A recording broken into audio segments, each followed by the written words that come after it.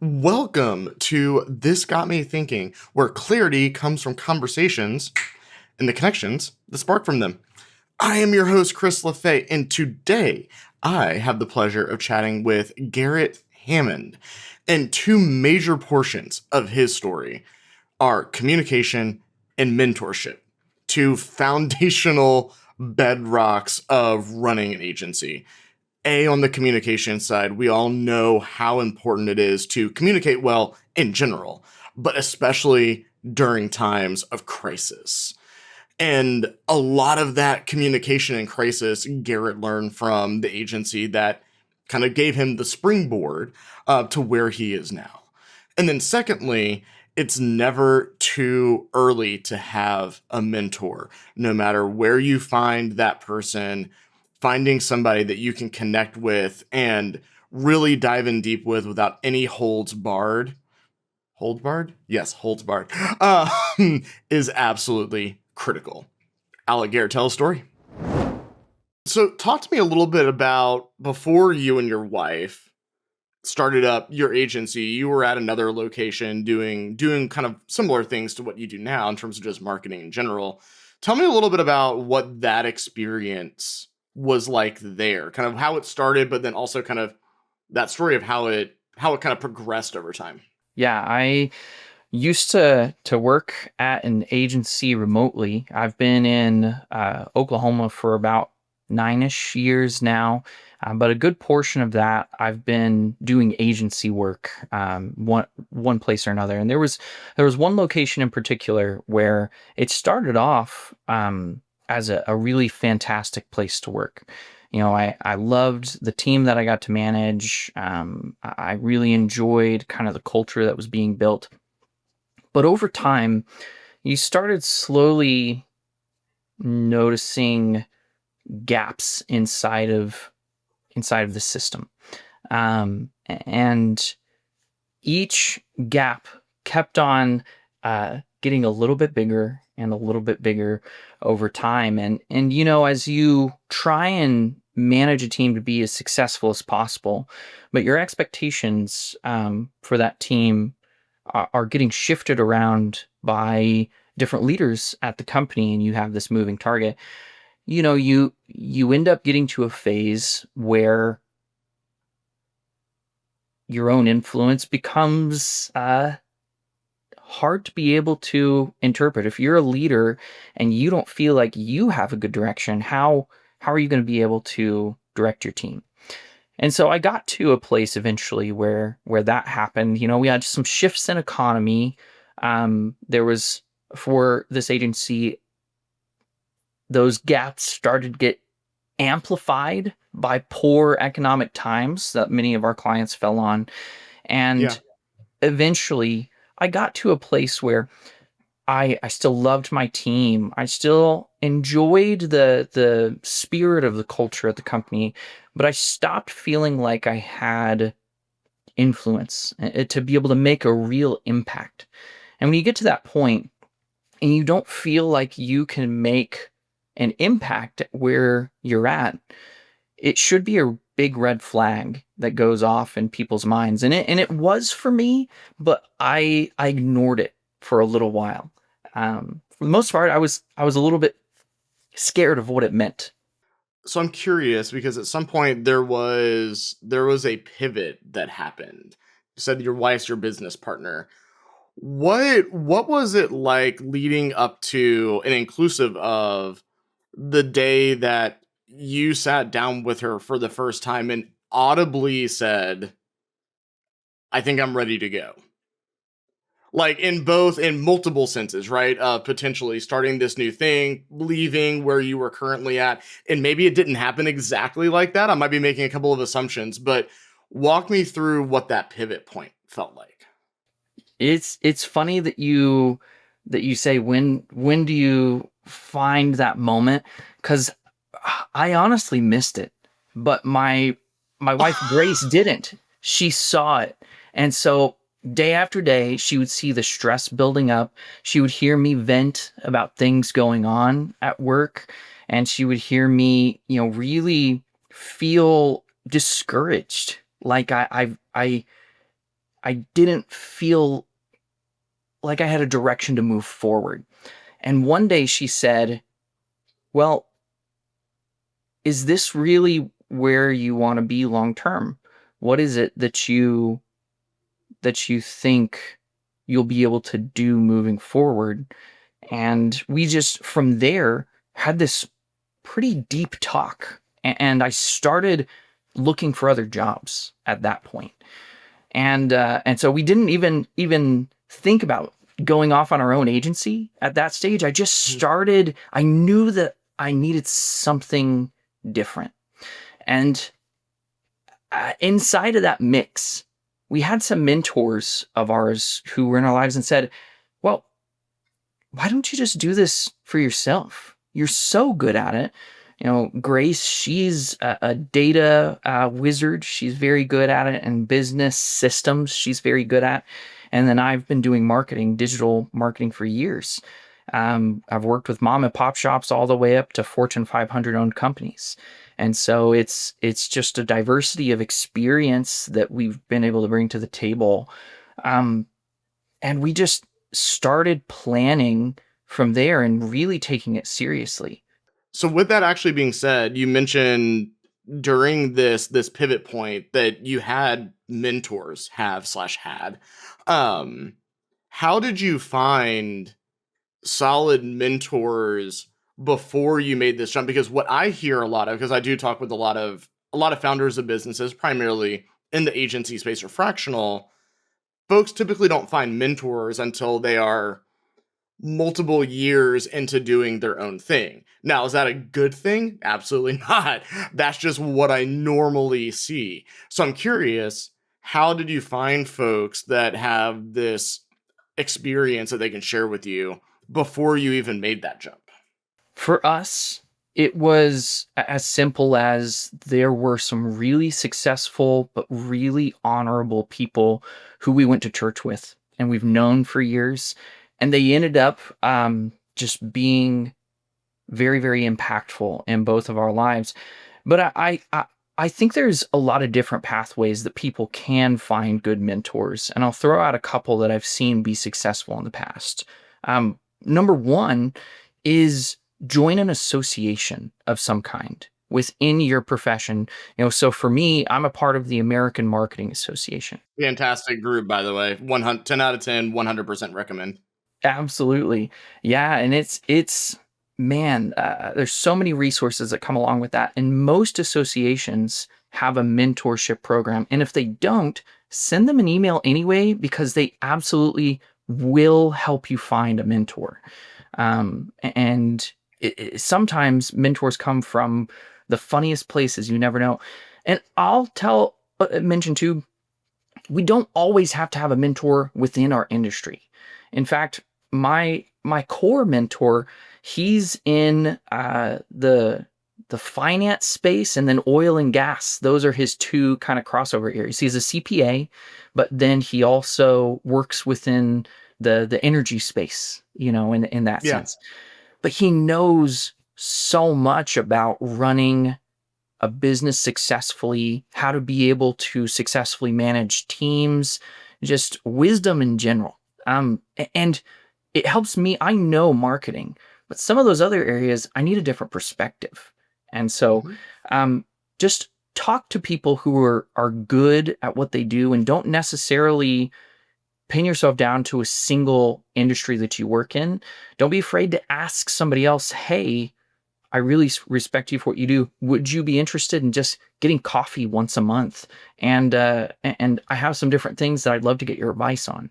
How much fear played into a lot of this? Because A, you were going out looking for jobs. I'm assuming you kept your current job while you were doing some of this looking, but there eventually was going to be the place where you jumped off. And I know with fear, two things typically happen. One is that we make rash decisions based upon fear, to where we're like, oh crap, I don't know what's next, but whatever this random ambiguous thing is probably better than the alternative. Or we let fear push us into a mode of indecision and we just sit and sit and analyze and analyze and analyze. And that is definitely the side that I typically fall on. So I'm curious, as you were going through this season of transition, how did your vantage point on fear shift? Depending on which point of the process, I have different answers for you.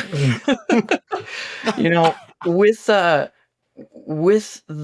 job that I had, I want to give a shout out to, them, because I disclosed, that I was going to need to move on, and they were very kind throughout the process. And these challenges that they had, I think they were doing their best, but they were also fairly new business owners themselves. They had a company that was less than 10 years old, and they just were trying to figure it out. And so they were very kind as I was transitioning away and understood. So I actually was able to have an opportunity that a lot of people don't necessarily always have when they're planning a business. Is I had more time to try and reduce the risk of that leap. I do think that's important for anybody, especially entrepreneurs, because we do get in this zone where it's like we have an idea and we're like, oh, let's just do it. Let's just, make this happen. Which is why it's important that we have the Graces and the Chris's of the world to remind us, hey, slow down a little bit, because we need to look at these things and make sure that it is feasible and possible. And so we spent probably 3 months planning all the different scenarios. We talked to lawyers, we talked to CPAs, we both got counselors again, because it's stressful on your mental health to start a business, and we wanted to plan for that. And all of this prep, and then we finally took the leap. And that was we'd owned the business since 2020, but we actually took our jump in August of 2024 full time. And that was, fear. It didn't drive us to drive us away from making that decision, but the first 2 months I was terrified, because we had one client project, but I didn't take, out of respect for the other company I was with, I didn't try and poach any clients. I wanted to do everything the right way. Yeah. And Hmm. and so completely fresh, and I was like, I know marketing. Now I have to do sales. Now I have to do business development. And this is how I'm supposed to provide for my family. Like, is this the biggest mistake I've ever made? Um, and, hindsight 2020, this is one of the best decisions I've ever made, total opposite of how, all those voices come back in your head. But whenever you feel that fear, for me, I just needed to ground myself. One, I used Grace, so she's my business partner, my life partner. But if you have a business partner in general, or maybe it's a good friend or somebody who knows you well, like, call them up, have a conversation with them, because somebody will be like, "Hey, calm down. It's gonna be okay. Here's what we know, and here's what's gonna happen, and you've planned for this." Blah blah blah. But I think that's the biggest thing, is find the mechanisms to ground yourself through the process, so that it doesn't just snowball into anxiety and then panic and then rash decisions. It has to be grounded in reality. Sometimes businesses don't work, and you do have to know when to pull the plug. But you know, do that in a smart way. Don't do it just because you get super scared at one moment, and all of a sudden just decide I can't do this anymore. Looking back at agency life beforehand, agency life now, what is one thing that you wish that you had known sooner that would have made this path that you've gone on not easy, but just a little bit simpler? There's always, like I said earlier, 2020 is that hindsight is always great. Yes. It really, the core thing I would say is going to be that starting communication. The way that we communicate inside of a time of stress, crisis, problems, challenges, that's going to set the tone for how your team reacts to things and how you are going to be able to communicate later on. And one of the core pieces, you don't have to communicate everything. There's some things that, don't ask questions that you don't need the answers to. If you already know the answer to a question, don't ask for feedback on it, because it's just going to lead to chaos. But communicate transparently. What you can communicate it, and make sure the team knows that you want them to be a part of solving the problem. If we're all geared towards the same goal, being able to solve a problem together, and it's not like, here's upper management saying, this, and, it's just, this thing is it's going to lead to more hours, and, I'm not going to, whatever, if it's an us against them mentality, it's never going to be a pleasant experience. But if it's a we mentality, then you're going to be able to do a lot more. And then just be as honest and integral as you can. The truth sometimes is difficult, but it's always way better than trying to hide something or be dishonest about something and then having to double back later on, and it's never gonna go the way that you hope it would, I would say. Now again, that's not like implicating somebody else inside of the other company, but they're just general rules of thumb of when we communicate. We need to be honest, we need to be transparent, and we need to communicate as much as we can as we go through. Now, I'll say too, one of the things that Grace and I have focused on at HMM is her and I both are neurodiverse individuals. I'm ADHD and she's autistic ADHD. And we know that we think differently than some people, and other people think differently than us. So we want to create an environment too that people are able to process things how their brains process things. Now, I probably just opened up like a whole new window of conversation points, so I won't go in depth there. But I think I think the big thing is we all have to be kind to each other inside of these areas, and I think that's something I would want to really try and show as much empathy as possible and as much kindness as possible.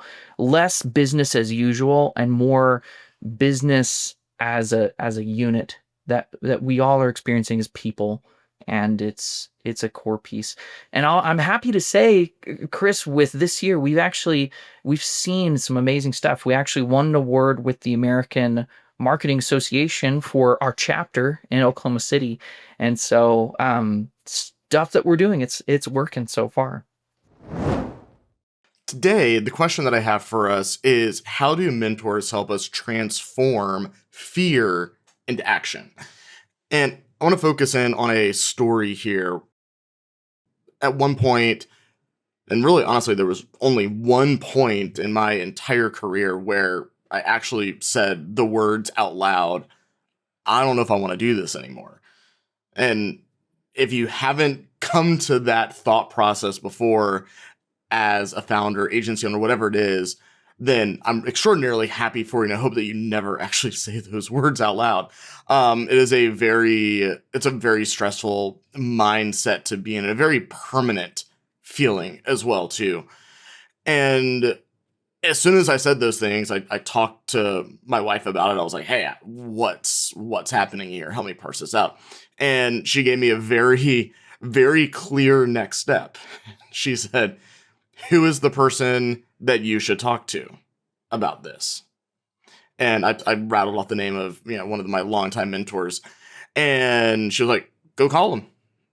And we had lunch the next day for a couple of hours where I walked him through everything. He already kind of knew a little bit about what was happening ahead of time. And within that 2 hours, we were able to take what I was extraordinarily fearful of this like impending doom of not having any money left and running out and having to go get a job and the whole 9 yards, like kind of the worst case scenario, for what I thought was the worst case scenario. And we transformed that fear into a manageable plan of attack. Now, don't get me wrong, that plan of attack is not fun. Like when you're having to dive in of figuring out like what to cut, how to change things, what you got to do, the risk that we take as owners is being willing to step into the middle of that and do what we need to get the ship righted. And it wasn't fun. Like, don't get me wrong, I don't recommend it. And I hope, that this happens to as few people as possible, which is part of the reason I do this podcast. So I want to share these experiences on how to get over or through these valley times effectively. But because I had that mentor in my life, we were able to then go and say like, hey, this is the person that should be doing this job. This is the person that should be doing this job. We need to go collect money on these accounts, which are even be a lot harder nosed on those things. We need to come up with what the appropriate sales strategy is. These are the roles and the jobs that are being done currently that aren't as necessary right now. And we made it very black and white because that person has been through this exact same scenario within his own business, and he came out on the other side a lot stronger. And so knowing these people and being open and honest and vulnerable with those handful of folks that are inside your inner circle is going to help you in the long run bring a lot of clarity to what you're doing. That's what Garrett got me thinking.